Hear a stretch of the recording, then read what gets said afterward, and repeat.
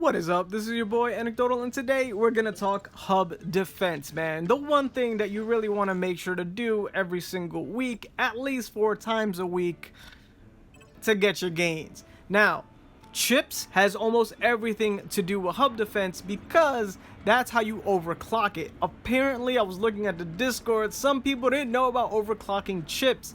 Do you see the percentage increase, man? 10 to 25. Here gets to 70. Maximally, it will get to 100. Now, which ones do you want to upgrade first? The first one all the way to the left, the second one all the way to the right, and then the middle chip. And then if you're bored and you have nothing to do, go ahead and do the middle chip, because the middle chip, man, gives you defense. No one cares about defense. It's all about attack and HP. That's where you want to go. Now, how do you choose between whether you want to do the very first chip first or the third chip first? Substats. Now let's talk about which substats matter the most. The top one that matters, number one, the most, depends on the hero. There are 3 types of hero. My homie right here, All Might, is a power hero, which is denoted on the bottom right of the card, or if you just click it, you'll see there's a huge P on it. This guy right here, Aizawa, he's a speed character. So speed is the best thing you can do. Right here, big one, again, if it's just on the screen, you'll see bottom right, you'll see the letter. If you go into the info screen, bottom top right, you will see the letter as well. So speed, power, and then technical. This one might be a little annoying for technical because there's another skill or stat that's called tenacity. Totally different thing. Now, why does this matter? Well, gear for chips is a bit weird. Now, other than just having that one stat on your person, you want to either have power, speed, or technical. If your character is power, speed, or technical, you should also know is if that stat is on anyone else, it will do absolutely nothing. So my All Might, who is a power unit, if it has speed and technical in one of the substats for his chips, it will do absolutely nothing, man. It will not help at all.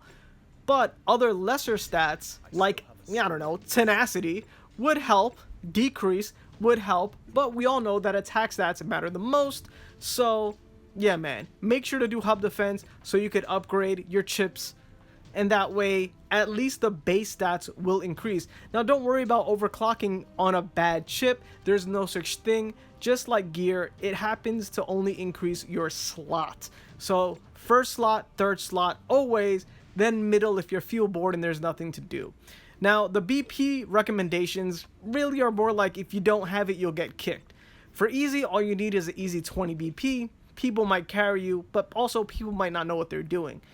For normal, you want to go 40 BP, and for hard, 60 BP, and that's really like a hard carry. You will be hard carried at 60. So as long as everyone else is at 60 with good units, you're good. But you know, if your characters aren't very good and you're at 60, people might not like it. You might get kicked. You might even be on the team as a stand-in, and then they kick you once they have 8 people because they don't want you on the team. So there's a couple of cool things that you can do. You can click on the 3 dots to look at who's on the team real quick before you decide to enter it. That way you don't waste time. The other thing, of course, is on the bottom right, you have 2 things you can click on in the bottom. On the bottom right, always click that because those are the available teams. A little nice thing where it says contacts. If you got a friend there, you can see them. Same thing for if an alliance mate is in there as well. You can check who's in the team. You can click on their portrait to find out how many times they've actually beaten the stage. Now, I don't know if when you click on the portrait, it tells you how many times you've beaten just a hub defense stage or specifically have beaten, you know, normal, hard, or easy mode. But yeah, isn't it weird how it's called normal mode when you do it, but then it's called elite, like out there? I don't know, it's kind of weird. Now, the other thing that's kind of weird is you have no idea how many times you have cleared hub defense, man. You're going to have to ask somebody to click on your name to tell you how many times you cleared it. I don't know how many times I've had this conversation while we were in there. People be like, yo, can you tell me how many times I've cleared it? Oh, I've cleared it 300 times, and guess what? I have never got this advanced coil. Bro, the RNG on that coil is crazy. So let's go ahead and talk about the other thing about that. Now, after your first 2 upgrades for your chips, you're going to need, no, after your first 3 upgrades and a chip, for upgrade number 4 and 5, 5 is actually the max, as you can see I got there with my All Might, you're going to need those advanced coils. There is a small percentage chance that it happens. Now, I think it happens, I don't know, 1 every 100 times. I think that we definitely need a pity meter. It's 100% necessary. The same way that we need a pity meter for pulling, we need one for hub defense, man. It never drops, man. So always save up everything you have to buy it in the shop for 1,000. The only thing that makes a difference between easy, normal, and hard mode is the amount of stars you get that you could spend in the shop. You get 10 on easy, 20 on normal, 30 on hard. And now you could also just do the math. You could only do 12 clears a week. So if it's only 10, that's 120. So if you're only doing easy. But honestly, after 1 week of playing, I think you could already go ahead and do normal if you're active. Do not fall for the trip of buying any of the talent factors. Those won't help you at all, man. You can get them in verses right here. As you can see, I'm in the highest rank there is. If you don't join like the first server, you join one of the later ones, you can probably get to the top 10. My guess is kind of easily, so you should be okay. But yeah, man, it doesn't honestly take that long to get 1,000. Maybe like a month or 3 weeks if you can do all 12 runs on hard, and then a little bit more, maybe like around a month. I did the math, but I forgot where I put it.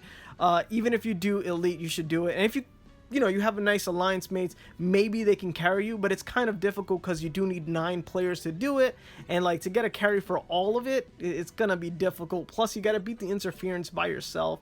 But yeah, also just how to beat this mode. Yellow, the first one is always bosses, and then green and red, which are green is in the middle, red is all the way on the right. Those usually will do interference. Sometimes you would have green in the middle get the buffs. There's a map. You can click on the map. You can see which one is a buff and which one's actually a boss. The buffs and the boss are always to the left, and to the right, section C is always interference. A lot of people kind of get mixed up if they haven't played the game mode before, and they kind of just run around wondering what to do.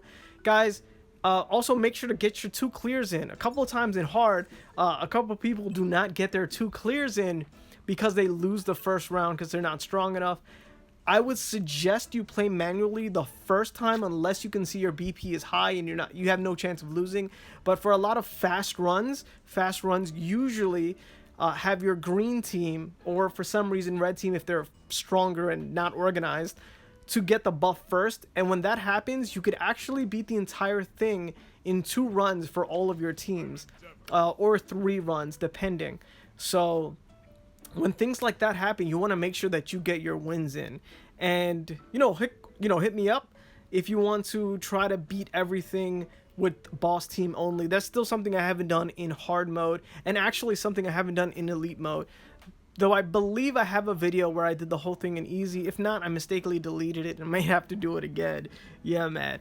But there you go, guys. Make sure that BP wise, you want to try to have all characters, at least 9 of them, which actually perfectly fits super co-op because you're going to need 9 characters there to be strong enough to play normal or elite mode in hub defense. That way you can go ahead and start farming perfectly for your chips, and then eventually get a little bit higher to be able to do hard mode. For me, I'm probably going to put everything on Endeavor so I can do better at this timed event right now. The time event's probably over by the time this video's coming out, and I'll let you know if I'm in the top 10 in the next video. So this has been your boy Anecdotal. If you have any questions, make sure to ask. If you like the video, make sure to like it, share it with anybody from the MHA community, and of course, don't forget to make yourself known and comment down below. Peace.